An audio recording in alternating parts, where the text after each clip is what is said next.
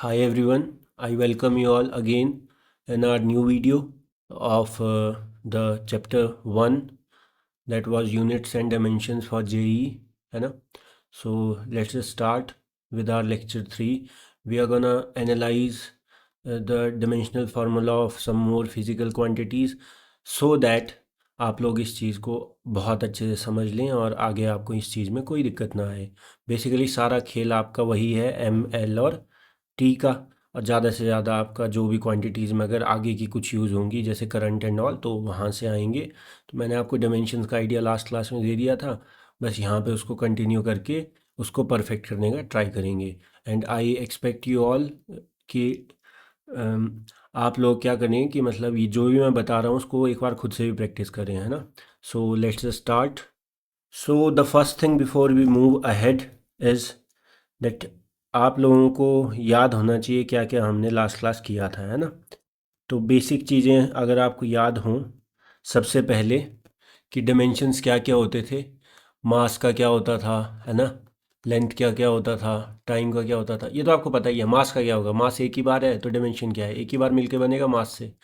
ये length L से, time T से, बाकी आपको पता ही था, है ना? आपका करंट करंट क्या होता था, ए से। फिर आपका मोल होता था, फिर लुमिनस इंटेंसिटी। हमारा काम इतने में हो जाएगा, बाकी हमें नीड नहीं है, अगर नीड होगी तो हम देख लेंगे, है ना? अब मुझे ये बताइए कि अगर आपका, जैसे मैंने आपको लास्ट क्लास में सिखाया था कि याद कुछ नहीं रखना है, और ये क्लास भी आपको कुछ, मैं ये नहीं बोल रहा हूँ कि आप याद रखो ये सारी चीज़ें, नहीं।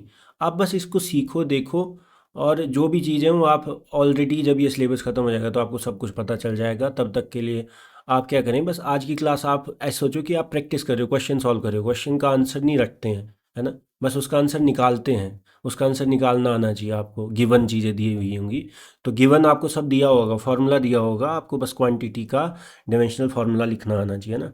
तो कुछ बेसिक बेसिक जो हमने लास्ट क्लास किया था, इम्पल्स आपको पता था, force into time, I hope आपने लास्ट क्लास में देखा होगा। फिर उसके बाद आपका स्ट्रेस आपको पता था, वर्क डन आपको पता था, टॉर्क आपको पता था, है ना? यहाँ पे हमने क्लास ख़त्म की थी। तो आगे चलते हैं, है ना? एक बार फिर से चीज़ों को समझते हैं, ठीक है? तो सबसे पहले देखिए ध्यान से, अगर मैं बात करूँ स्पीड, किसकी स्पीड, आप साथ साथ में सॉल्व करते जाएंगे। स्पीड क्या होता था, डिस्टेंस अपॉन टाइम। अब डिस्टेंस क्या है, डिस्टेंस का डायमेंशन क्या होगा, लेंथ में होगा ना डिस्टेंस, और कितनी बार, एक ही बार होगा, है ना? और टाइम का डायमेंशन क्या होगा, टी होगा, ठीक है? तो क्या आया, एल टी माइनस वन, यह आया स्पीड। अच्छा, वेलोसिटी, वेलोसिटी क्या होगा, ये भी डिस्प्लेसमेंट अपॉन टाइम, है ना? अभी वेक्टर वगैरह की टेंशन नहीं लेनी है आपने, आप बस ये देखो displacement is a sort of, होगा तो ये भी ऐसे है ना कि 2 meter displacement, 3 meter displacement, meter क्या है, लेंथ ही है ना। आप समझ पा रहे हैं ना, मतलब डिमेंशन क्या है इसका, है ना? तो ये फिर से सेम ही हुआ, वेलोसिटी भी। तो यहाँ पे वो चीज़ भी वेरीफाई होगी, लास्ट क्लास में मैंने आपको बताया था कि दो अलग अलग फिजिकल क्वांटिटीज़ के डायमेंशन सेम हो सकते हैं। तो इसका मतलब ये है कि अगर दुनिया में कभी दो चीज़ों के डायमेंशन सेम आ जाए, तो डायमेंशनल फार्मूला सेम आ जाए, तो ये मत सोचना कि वो आपका फिजिकल क्वांटिटी सेम है, because velocity is a vector, speed is a scalar, है ना? नेक्स्ट आपको पता है एक्सलरेशन। एक्सलरेशन क्या है, velocity upon time, change in velocity जो भी है ना। अभी आपको उतना मतलब नीटी ग्रिटी डिटेल्स में जाने की नीड नहीं है, आप बस ये बताओ वेलोसिटी क्या होता है। यहाँ पे दिखा L T minus one upon time, है ना? तो क्या आएगा बताओ, एल टी माइनस टू। वैसे भी आपको पता है लेंथ मीटर में होती है, सेकंड में होता है, तो मीटर पर सेकंड स्क्वायर आपको यूनिट पता है एक्सलरेशन का, है ना? Next was force.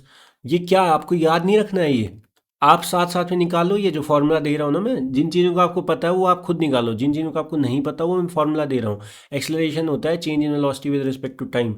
आप अभी इसको वी बाई टी करके ही देख लो, कोई दिक्कत नहीं है, काइनेमेटिक्स होने के बाद ये चीज़ सॉल्व हो जाएगी। तो फोर्स मास, मास का क्या होगा, मास इंटू एक्सलरेशन क्या है बताओ, एल टी माइनस टू ऊपर लिखा है, तो फोर्स क्या आया, M L T minus two, ये लास्ट क्लास में निकाला था, है ना?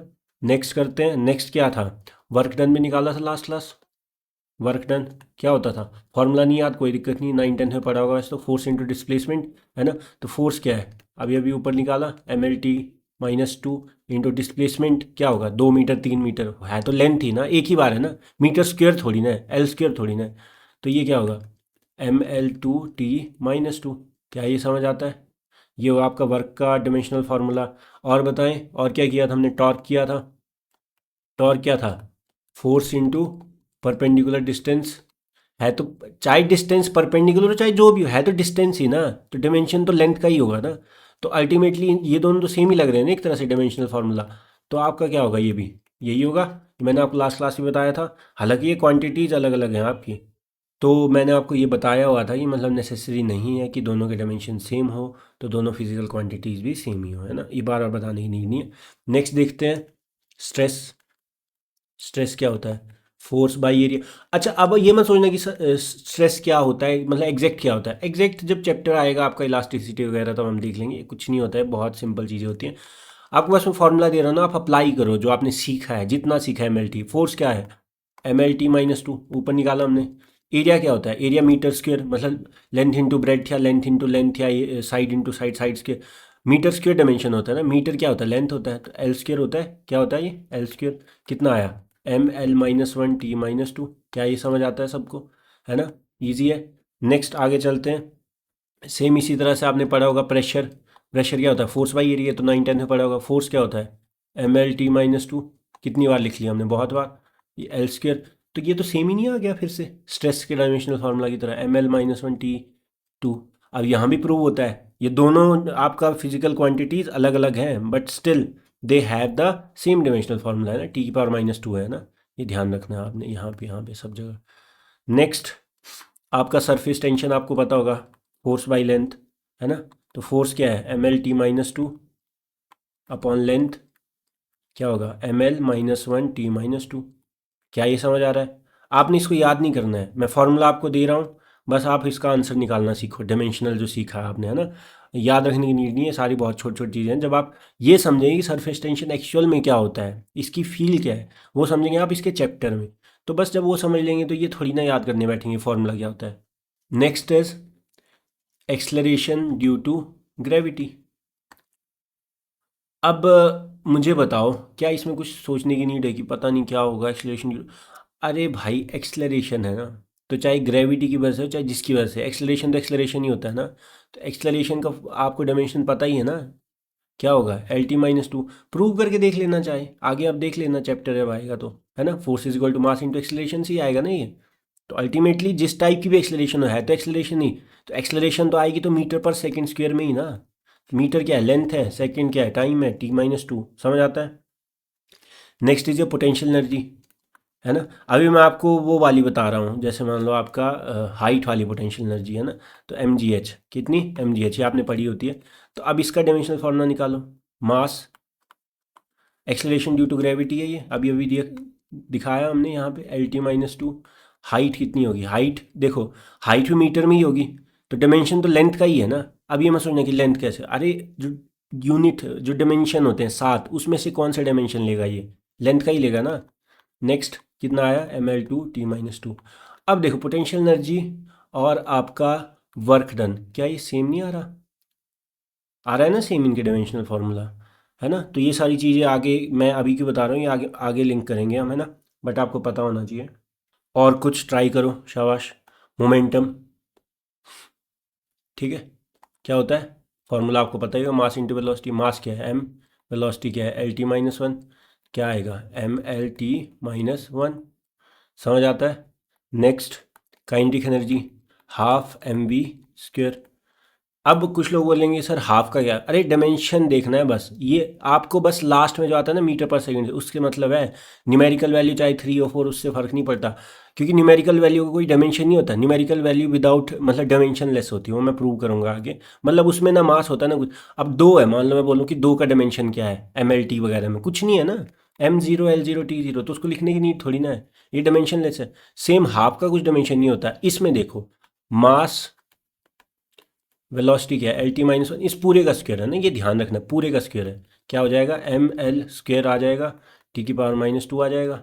अच्छा, ये तो फिर और वर्क का ही तरह आया, और साथ में पोटेंशियल एनर्जी जो हमने देखी थी ग्रेविटेशनल वाली, वो भी आया, सेम आया, दिखा आपको। नेक्स्ट निकालते हैं, जो थोड़ा कुछ बच्चे डरते हैं जिन चीज़ों को लेके, ग्रेविटेशनल कांस्टेंट G, है ना। अब आपको पता ही होगा, ये तो आपने पढ़ा होगा 9-10 में, फोर्स क्या होता है, gravitational force, force due to gravity is, बताइए, G M1 M2 by R² या स्मॉल r, जो भी, मतलब डजेंट मैटर डिस्टेंस। तो अब बताओ जी निकालना है, तो जी को लिख लूँ मैं एक साइड, F G R square upon m1 m2। मुझे बताओ force due to gravity, force है ना ये तो फोर्स तो चाहे ग्रेविटी की वजह से चाहे जिसकी वजह से, फोर्स का डायमेंशन तो क्या होगा, न्यूटन ही, मतलब आपका यूनिट एस आई यूनिट तो न्यूटन ही होगा, और डायमेंशन तो क्या होगा, मास इनटू एक्सेलरेशन। दिखता है आपको सबको? एल स्क्वेयर आ जाएगा। रेडियस, ये आपका मतलब रेडियल डिस्टेंस बोल लूँ चाहे जो बोल लूँ, डिस्टेंस तो मीटर में ही आएगी ना, तो है तो लेंथ ही डायमेंशन। m1 m2 ये भी मास है तो इसका डायमेंशन भी m आएगा, m1 का भी m आएगा, और m2 भी मास है तो ये भी m आएगा। डायमेंशन की बात कर रहा हूँ, वैल्यू नहीं बोल रहा हूँ। क्या आया बताइए? ऊपर आया ml3t-2, नीचे आया m2, कितना आया m-1l3t-2। ये आया आपका ग्रेविटेशनल कांस्टेंट के आपका क्या बोलते हैं इसको, डायमेंशनल फार्मूला। क्या ये याद रखना है? बिल्कुल नहीं याद रखना है। क्या आपको अभी सोचना है कि ये क्या होता है? बिल्कुल नहीं सोचना है, अभी बस आप शुरू कर रहे हैं, है ना। तो आपने बस ये देखना है कि क्या आप ये समझ पा रहे हो जो मैं ये लिख रहा हूँ। ये फार्मूला आपको गिवन है, उसकी टेंशन मत लो कि याद नहीं है, बट ये समझ आ रहा है, ये बस ये समझ आ रहा है, तो यही आपका काम है इस पूरे चैप्टर में। एक क्वेश्चन सॉल्व करवाता हूँ आप लोगों से, है ना, इजी सा, शायद आपको थोड़ी सी फील आए। यहाँ पे क्वेश्चन में क्या है कि इफ़ डायमेंशनल फार्मूला ऑफ आपका gravitational constant is given by m alpha l beta t gamma, ठीक है, ठीक है, m की पावर अल्फ़ा, l की पावर बीटा, t की पावर गामा, ठीक है, रैंडम।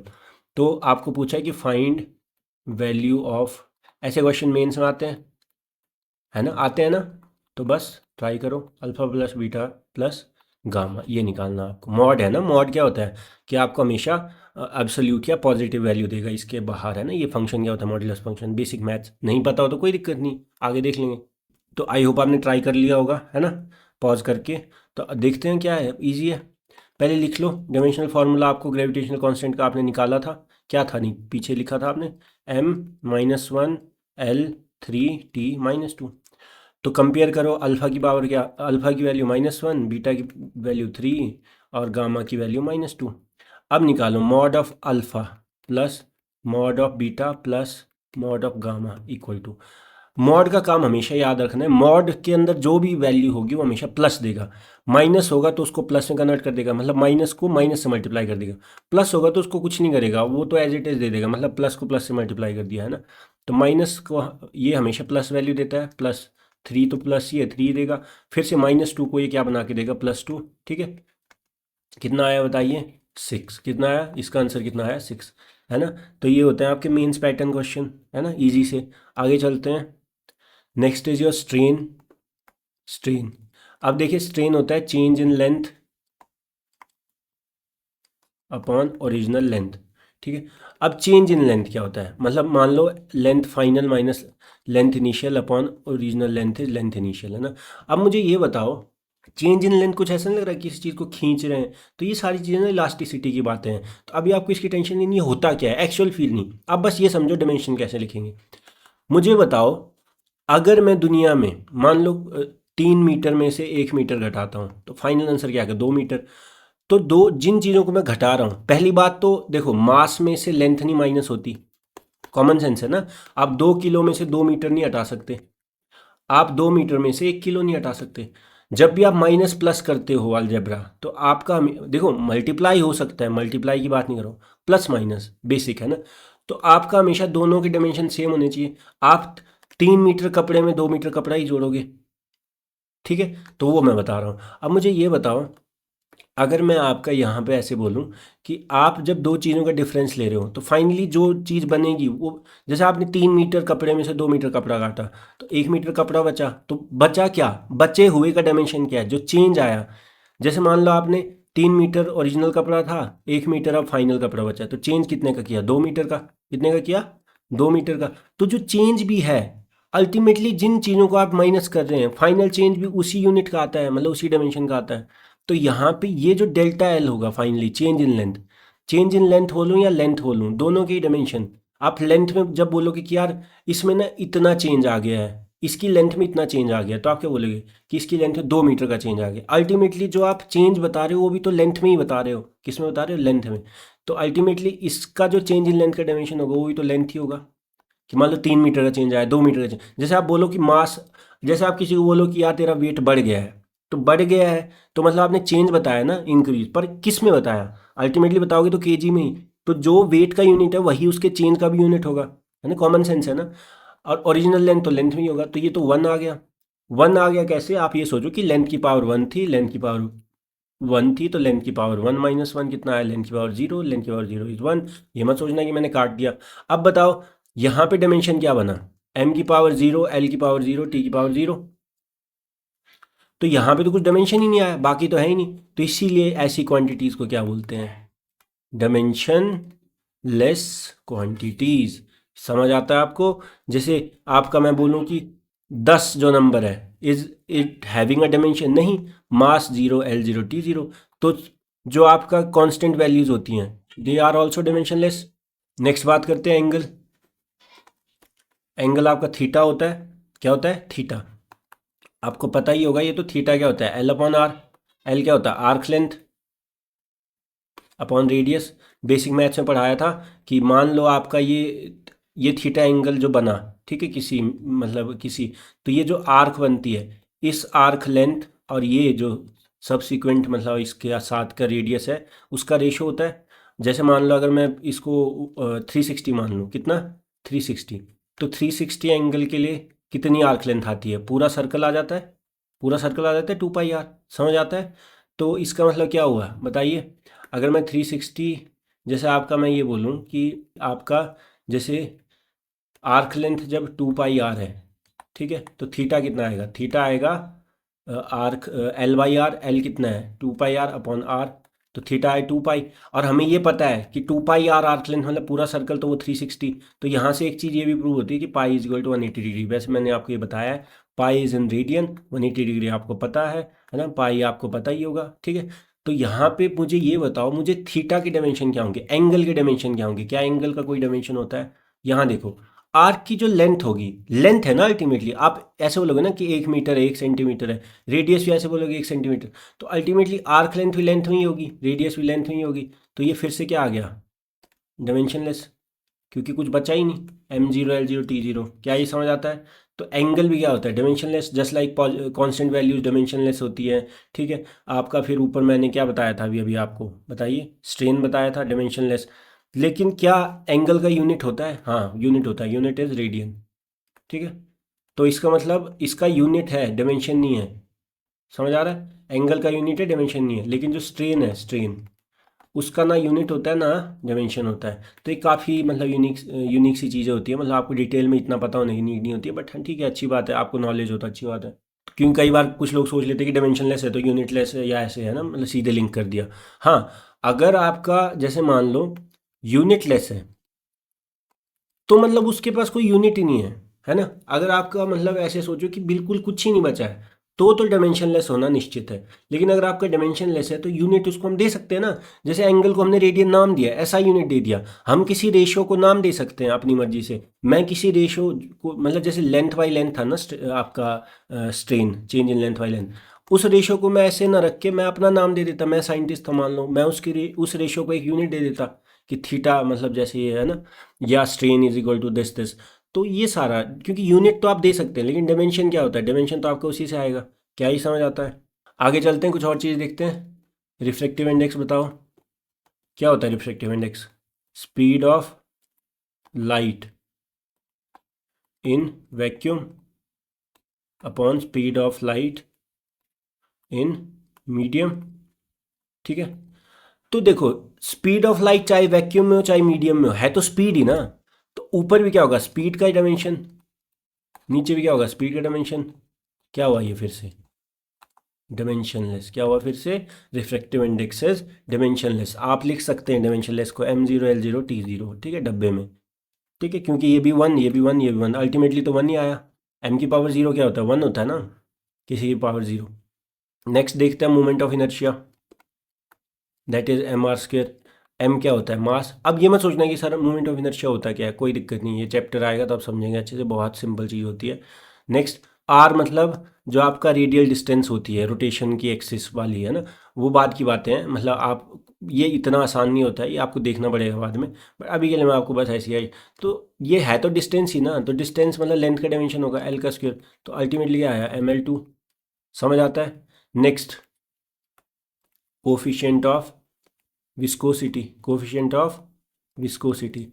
अब मुझे ये बताओ, आपने ये पढ़ा है, स्टोक्स लॉ पढ़ा है, 6 पाई आर ईटा वी, है ना, F is equal to 6 pi r eta v, Stokes law. आपने ये तो पढ़ा ही होगा। अब मुझे ये बताओ, इसमें से मैं अगर मैं ईटा कर दूँ, eta is coefficient of viscosity, तो वो हो जाएगा F/6 पाई आर वी। ठीक है, तो एफ कितना आया, ml/t-2, और यहाँ पे क्या आएगा 6 पाई, तो क्या है नंबर है, 3.14 ये सब है ना, तो इसका तो कोई डायमेंशन नहीं होगा। आर क्या होगा एल, वी क्या होगा LT-1। ठीक है, कितना आया ml/t-2 अपॉन L/T-1। ठीक है, कितना आया ml-1 T-1। ठीक है, ये समझ आता है आपको, -2 -1 -2 +1 -1। ठीक है, तो ये आपको समझ आना चाहिए। ये स्टोक्स लॉ होता है, कोफिशिएंट ऑफ विस्कोसिटी हम सब पढ़ेंगे जब आप फ्लूइड्स पढ़ेंगे, है ना। तो आगे चलते हैं, आगे आपका मैं बात करता हूँ पावर। पावर क्या होता है, work done upon time. Work क्या था आपने निकाला था, वर्क का डायमेंशन क्या होता था, फोर्स, है ना। तो फोर्स क्या होता था ml/t-2, है ना, और उसमें आपका एक बार और लेंथ, तो ये आ जाता था अपॉन टाइम t, है ना, कितना आया ml/t-3। समझ आता है, ये पावर हो गया। उसके बाद टाइम पीरियड। टाइम पीरियड तो आपको बचपन से ही पता है, किसी वेव साइकिल को कंप्लीट होने में जितना टाइम लगता है, तो है तो ये टाइम ही ना। आप सेकंड में ही बताओगे, मिली सेकंड में बताओगे, तो अल्टीमेटली डायमेंशन तो किसका होगा, टाइम का ही होगा। तो m0l0t1। मैंने आपको बताया है कि स्कूल में लिखना है तो ऐसे पूरा लिखना है, सिर्फ ऐसे मत लिखना कि ये आ गया या टी आ गया, है ना, ऐसे नहीं। ml/t तीनों में लिखना, भले जीरो पावर डाल के, है ना। Next is frequency. फ्रीक्वेंसी क्या होता है, 1 अपॉन टाइम पीरियड, तो क्या होगा T⁻⁻1। टाइम पीरियड तो टाइम ही होता है ना, किसी चाहे सेकंड में मिली सेकंड में, यूनिट भले अलग हो बट डायमेंशन तो टाइम का ही होता है। Next is angular momentum. ठीक है, एंगुलर मोमेंटम क्या होता है आपका mvr। ठीक है, linear momentum into radial distance, है ना, तो परपेंडिकुलर डिस्टेंस। तो यहाँ पे क्या होगा, mass into velocity into radial distance भी किसमें होगी, लेंथ ही होगी। ये कितना आया ml/t-1, आपका ml/t-1, है ना। नेक्स्ट इज आपका एंगुलर मोमेंटम के बाद बात कर सकते हैं हम वेवलेंथ। वेवलेंथ आपको पता है ना, आपका एक जो पूरा साइकिल होता है या सब्सिक्वेंट पॉइंट्स होते हैं पूरे साइकिल के, उसके बीच का डिफरेंस, है ना। जैसे मान लो ये वेव है आपका, तो ये आपका मान लो यहाँ से, जब ये हाफ साइकिल या फुल साइकिल ये पूरा कंप्लीट हुआ, ये वेव है, एक एक साइकिल है वेव साइकिल, तो ये जो वेव ने इतनी डिस्टेंस कवर की, मतलब एनर्जी यहाँ से यहाँ ट्रांसमिट होती है। आपको पता है ना, आप जब जैसे रस्सी ऐसे करते हो तो क्या होता है, यहाँ से शुरू होता है, वो एनर्जी आगे ट्रांसफर होती जाती है, यही तो वेव डायनेमिक्स होता है ना। मतलब मैं इतना डिटेल में आपको कंफ्यूज नहीं करूँगा, बट ये वेवलेंथ होता है। वेवलेंथ अल्टीमेटली है डिस्टेंस देखता है कि कितना मतलब एनर्जी एक साइकिल में कितना दूर तक पहुँचा सकता है वो वेव, है ना, या एक साइकिल में कितना डिस्टेंस ट्रेवल किया उसके पार्टिकल ने, जो भी एनर्जी वाला पार्टिकल हो चाहे कोई सा भी हो। तो आप मुझे ये बताओ, ये डिस्टेंस ही होगा ना अल्टीमेटली, तो है तो ये भी एल में ही, तो ये क्या होगा m0l1t0। क्या ये समझ आता है, ये कंफ्यूज नहीं होना है, बहुत ईजी है। नेक्स्ट मैं बात करूँ वेव वेलोसिटी। अब जो मैंने अभी बोला ना कि एनर्जी किस स्पीड से ट्रेवल होती है वेव में, जैसे मैंने यहाँ वेव बनाई, तो वो वेव ही आगे ट्रांसफर होती है, यहाँ की एनर्जी ये पार्टिकल आगे भेजता है, फिर वो आगे भेजता है। तो अल्टीमेटली वेव का काम क्या होता है, एनर्जी ट्रांसफर करना। तो एनर्जी जो ट्रांसफर होती है वो किस रेट से होती है, वो वेव वेलोसिटी होता है। अभी आपको ये सब में कन्फ्यूज नहीं होना, ये बहुत अच्छे से पढ़ेंगे, बट है तो अल्टीमेटली स्पीड या वेलोसिटी, तो क्या होगा LT-1, है ना। समझ आता है, आगे चलते हैं। नेक्स्ट आपको पता होगा एनर्जी ऑफ फोटोन, H/F या न्यू, है ना। तो आप बताओ यहाँ पे H क्या होता है, प्लैंक्स कांस्टेंट, है ना। तो मैं अगर प्लैंक्स कांस्टेंट का आपसे डायमेंशन पूछूं तो E/F हो गया H। अब एनर्जी क्या था, एनर्जी आपने निकाला हुआ है, चाहे पोटेंशियल हो चाहे काइनेटिक हो, सबका सेम ही आ रहा था, तो मान लो इसको भी सेम मान लो अभी, बाकी आपको पता चल जाएगा क्यों सेम होता है। बट यहाँ पे क्या होगा, एनर्जी आपका वर्क डन जो भी था ml/t-2। ठीक है, और आपका यहाँ पे फ्रीक्वेंसी क्या था, 1 अपॉन टाइम पीरियड, तो T⁻⁻1 था, याद है आपको, है ना। तो यहाँ पे क्या हो जाएगा ml/t-1। क्या ये समझ आता है, ये हुआ आपका प्लैंक्स कांस्टेंट के डायमेंशन। ठीक है, तो आई होप आपको समझ आया होगा। आगे चलते हैं। अब मैं कुछ चीज़ें आपको बताता हूँ। सबसे पहले जैसे मान लो आपका वेलोसिटी थी, क्या थी, वेलोसिटी, ठीक है। ये डायमेंशन थे LT-1। अब मैंने आपको ये किस किस के डायमेंशन बताए, स्पीड का बताया, वेलोसिटी का बताया, ठीक है। किसी भी टाइप की वेलोसिटी है तो वेलोसिटी, ऑर्बिटल वेलोसिटी हो गया, ठीक है। और आपका जैसे मान लो टर्मिनल वेलोसिटी हो गया, आपका एस्केप। अब ये कौन कौन सी वेलोसिटी होती है हम पढ़ेंगे। एस्केप वेलोसिटी तो बहुत सिंपल होता है कि आपका ऑर्बिट से बाहर निकलना है, अगर जैसे मतलब ग्रेविटी को डिफाई करके तो कैसे जाना है कि स्पीड से रॉकेट को भेजा जाता है आपकी ग्रेविटी से बाहर पुश करने के लिए, है ना। लेकिन हाँ, यहाँ पे एक इंपॉर्टेंट चीज़ ध्यान रखनी है, एंगुलर वेलोसिटी। रोटेशन का जब कॉन्सेप्ट आता है तो एंगुलर वेलोसिटी LT माइनस नहीं हो, -1 नहीं होता, बिकॉज एंगुलर वेलोसिटी आपका होता है, जैसे अगर मैं एंगुलर वेलोसिटी की बात करूँ ओमेगा, तो वो होता है B/R, ठीक है। तो यहाँ पे क्या होता है, ये LT-1 अपॉन L, तो ये आ जाता है आपका T-1, क्या आता है, T-1। तो ये नोट करके चाहे देख लो। वैसे आपको याद रखनी नीड नहीं है, फ्यूचर में तो आपको ये बहुत अच्छे से इजीली याद हो जाएगा। बट मैंने आपको ये बताया ना कि हर बार वेलोसिटी देख के ये मत सोचना कि वेलोसिटी मतलब कि LT-1। एंगुलर वेलोसिटी एक ऐसी चीज़ है रोटेशन में जो पढ़ेंगे जिसका डायमेंशन आपका T⁻⁻1 होता है, जो कि एक्चुअली डायमेंशन किसका है, फ्रीक्वेंसी का, किसका, फ्रीक्वेंसी का। ये बहुत सारी चीज़ें आपस में बहुत ब्यूटीफुली रिलेटेड होती हैं, कैसे होती हैं वो आगे सीखेंगे। नेक्स्ट, आपका जैसे मान लो मैं बात करूँ आपका फोर्स की, तो फोर्स में हमने क्या पढ़ा था, ML T-2। अब मैंने आपको क्या बताया, फोर्स किसी भी टाइप की हो, ग्रेविटेशन की फोर्स हो, ठीक है, एक नॉर्मल रिएक्शन फोर्स होती है, फिर आपका एक टेंशन फोर्स होती है ना, फिर आपका एक स्प्रिंग फोर्स होती है, फिर आपका एक इलेक्ट्रोस्टैटिक फोर्स होती है, फिर आपका कोई सी भी नॉर्मल फोर्स हो, ठीक है। अब एक चीज़ यहाँ पे भी आपको ध्यान रखनी है, एक बोलते हैं EMF, इलेक्ट्रोमोटिव फोर्स, है ना, जो आप 12th में पढ़ते हैं। EMF है ना, EMF और पोटेंशियल डिफरेंस, ये दो अलग अलग। जैसे बैटरी में अगर मैं बात करूँ, EMF इंटरनल रेजिस्टेंस हटाने के बाद, मतलब जो आपका अगर इंटरनल रेजिस्टेंस को मैं काउंट ना करूँ, है ना, तो आपका जो टोटल जो भी आएगा फुल पोटेंशियल जो होता है that is EMF। Internal resistance की वजह से जो एक्चुअल EMF होता है वो थोड़ा घट के मतलब आपको पोटेंशियल डिफरेंस बन जाता है। क्या बन जाता है, पोटेंशियल डिफरेंस। ये सारी बात की बातें, but this is not your, मतलब this is not your force, actual में दिस इज़ पोटेंशियल। क्या होता है ये, this is potential, some sort of potential difference की तरह अगर मैं बात कर रहा हूँ, आपने 9th-10th में पढ़ा होगा। तो ये नाम में है बस, इलेक्ट्रोमोटिव फोर्स है ये पोटेंशियल, बस इसका नाम ऐसा क्यों है, बिकॉज इलेक्ट्रोमोटिव फोर्स मतलब आप ऐसा सोच लो कि ये इलेक्ट्रॉन को मोटिवेशन देता है मूव करने के लिए। तो एक तरह से ये पुश पुल फोर्स है इलेक्ट्रॉन को मूव या करंट को मूव कराने के लिए, है ना, मतलब आपका जो ओरिजिन होता है। नेक्स्ट अगर मैं बात करूँ तो आपका मैं बात कर सकता हूँ, जैसे मान लो एनर्जी की, एनर्जी आपका वर्क ये सारा है ना।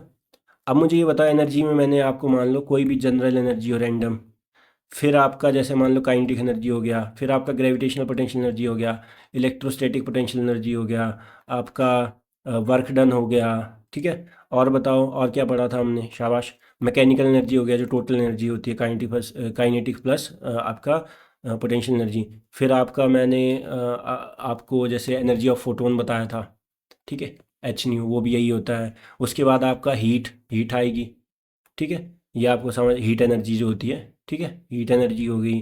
फिर आपका जैसे मान लो आगे आप न्यूक्लियर फिजिक्स में पढ़ेंगे, बाइंडिंग एनर्जी होता है। Binding energy is related to, जैसे आपका जो न्यूक्लियस के अंदर जो न्यूक्लियर पार्टिकल्स होते हैं उनको बाइंड करने से रिलेटेड एक एनर्जी होती है ना, तो वो आपको समझना पड़ेगा। तो यहाँ तक आपको समझ आता है, काफ़ी सारी चीज़ें आपस में रिलेटेड है ना। मैंने आपको सारी चीज़ें प्रैक्टिस करवाई। अब कुछ क्वांटिटीज़ जो आपको मतलब बाद में काम आएंगी 12th के उससे, क्योंकि उसमें आपका करंट आता है। करंट क्या होता है, ए, डायमेंशन क्या होता है करंट का, ए। सबसे पहला अगर मैं बात करूँ चार्ज, 10th में पढ़ा है, चार्ज क्या होता है, करंट इनटू टाइम। ये करंट क्या होता है, charge upon time, total charge upon time, है ना। तो करंट, अब बताओ चार्ज का डायमेंशन क्या होगा, करंट क्या होता है, करंट का डायमेंशन एम्पियर इंटू टाइम का डायमेंशन टी। तो करंट का आपका चार्ज का डायमेंशन क्या होगा, AT, है ना। नेक्स्ट अगर मैं बात करूँ इलेक्ट्रिक पोटेंशियल या पोटेंशियल डिफरेंस या कुछ भी, है ना, तो अभी मैं इलेक्ट्रिक पोटेंशियल की बात करता हूँ, तो ये क्या होगा, आपका होता है पोटेंशियल एनर्जी अपॉन चार्ज, है ना, पोटेंशियल एनर्जी या वर्क अपॉन जो भी, मतलब अभी आपको इतना नहीं सोचना है। तो वर्क पोटेंशियल एनर्जी ये क्या होता है, ML2T-2 अपॉन चार्ज, क्या है ऊपर देखा हमने 80, कितना आया ML2T-3 ए माइनस वन, ये आया आपका इलेक्ट्रिक पोटेंशियल।